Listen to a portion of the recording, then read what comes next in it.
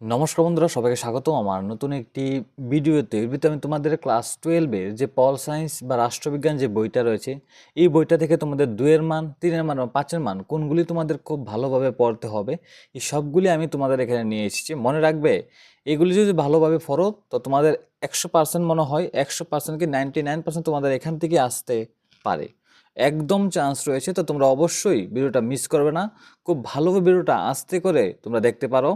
যদি ভিডিওটা বেশি ফাস্ট মনে হয় তাহলে ভিডিওটাকে অবশ্যই স্লো করে দিতে পারো, তাহলে তোমরা সুবিধা হবে। আর যদি তোমরা খাতা কলম নিয়ে বসতে পারো, কোয়েশ্চেনগুলি লিখবে বা আনসারগুলি লিখবে, তোমাদের ইচ্ছা। না হলে তোমরা খুব সহজেই এটা স্ক্রিনশট দিয়ে রাখতে পারো, তাহলে তোমাদের সুবিধা হতে পারে। ঠিক আছে? তো মনে রাখবে, এই কোয়েশ্চেনগুলি খুবই খুবই খুবই ইম্পর্টেন্ট। তোমরা মিলিয়ে নিয়োগ কোয়েশ্চেনগুলি পরীক্ষায় আসার খুব চান্স রয়েছে। তো চলো এখন আমরা ভিডিওটা শুরু করি। তো তোমাদের প্রথম যে অধ্যায়, এটা দেখো, ঠান্ডা যুদ্ধের সময়কাল। এই অধ্যায় থেকে তোমাদের শিখবে ঠান্ডা যুদ্ধ সৃষ্টির যে কোনো 4টি কারণ লেখো। ঠিক আছে? ঠান্ডা যুদ্ধের বৈশিষ্ট্য এখানে রয়েছে। ঠিক আছে? জোট নিরপেক্ষ নীতির যে কোনো 4টি উদ্দেশ্য উল্লেখ করো, বা জোট নিরপেক্ষ আন্দোলনের যে কোনো 4টি নীতি উল্লেখ করো। ঠিক আছে? তারপর দেখো কিউবার মিসাইল সংকট, খুবই ইম্পর্টেন্ট। ঠিক আছে? তারপর দেখো ঠান্ডা যুদ্ধের সূচনা ও সমাপ্তি সম্পর্কে আলোচনা করো। ঠান্ডা যুদ্ধ প্রশমনে রাষ্ট্রসংঘের ভূমিকা কী ছিল। ঠিক আছে? এটা খুব সুন্দর। জোট নিরপেক্ষ আন্দোলনের একটি সংক্ষিপ্ত বিবরণ দাও।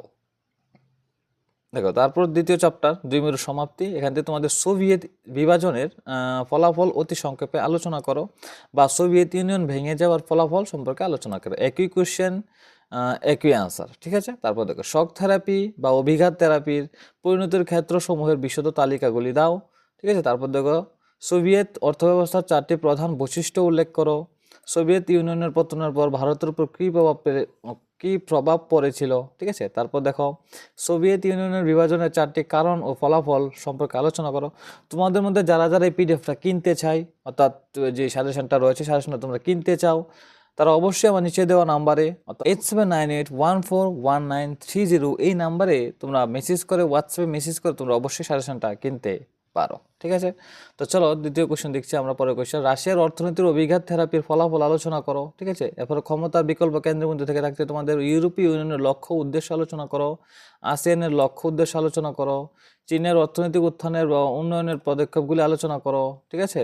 ইউরোপীয় ইউনিয়নকে অত্যন্ত প্রভাবশালী আঞ্চলিক সংস্থা হিসেবে গড়ে তোলার কারণগুলি আলোচনা করো। সমকালীন দক্ষিণ এশিয়া থেকে তোমাদের থাকছে সার্কের উদ্দেশ্য বা নীতি উল্লেখ করো। কীভাবে শ্রীলঙ্কার জাতিগত সমস্যার সমাধান হয়েছিল, সার্কের ভারতের ভূমিকা, দক্ষিণ এশিয়ার অর্থনৈতিক সহযোগিতার সার্কের সাফল্য ব্যর্থতা, ভারত পাকিস্তান সংঘর্ষের বিরুদ্ধে যুদ্ধের কারণগুলি আলোচনা করো। ঠিক আছে? আন্তর্জাতিক সংগঠন সমূহ থেকে দেখো তোমাদের থাকছে সম্মিলিত জাতিপুঞ্জের নিরাপত্তা পরিষদের কার্যাবলী, জাতিসংঘের সাধারণ সভার গঠন ও কার্যাবলী। ঠিক আছে? তারপর দেখো জাতিসংঘের মহাসচিবের ভূমিকা ও কার্যাবলী। তারপর থাকছে জাতিসংঘের নিরাপত্তা পরিষদের স্থায়ী আসন লাভের ব্যাপারে ভারতের দাবির প্রতি তোমার যুক্তি। ঠিক আছে? তারপর পরিবেশ ও প্রাকৃতিক সম্পদ থেকে থাকছে তোমার বিশ্বের সমষ্টিগত সম্পদ বা গ্লোবাল কমন্স কি, গ্রিন হাউস গ্যাস কি, বিশ্ব উষ্ণায়ন কি, জলযুদ্ধ কি, বিশ্ব উষ্ণায়নের 2টি কুফল আলোচনা করো। 1992 সালের রিউডি সম্মেলনের বিষয়গুলো কি কি ছিল, এজেন্ডা 21 কি। বিশ্বায়ন থেকে তোমাদের থাকছে বিশ্বায়ন বলতে কি বোঝো, বিশ্বায়ন 2টি কারণ, বিশ্বায়ন 2টি কুফল বা নেতিবাচক দিক, ভারতের উপর বিশ্বায়ন 2টি প্রভাব, অর্থনৈতিক ক্ষেত্রে বিশ্বায়নের 2টি ফলাফল। ঠিক আছে? তো এটা থাকছে তোমাদের প্রথম বইটার যে পিডিএফটা যেটা রয়েছে, এটা সাজেশনটা তোমাদের কি কি শিখতে হবে। তো আরেকটা ভিডিওতে আমি তোমাদের দ্বিতীয় বইটা দিয়ে দেবো। আর তোমাদের মধ্যে যারা যারা সাজেশন কিনতে চাও তারা অবশ্যই নাম্বারে মেসেজ করতে পারো হোয়াটসঅ্যাপে। ঠিক আছে? তো এই ভিডিওটা কিন্তু নমস্কার এবং ধন্যবাদ সবাইকে।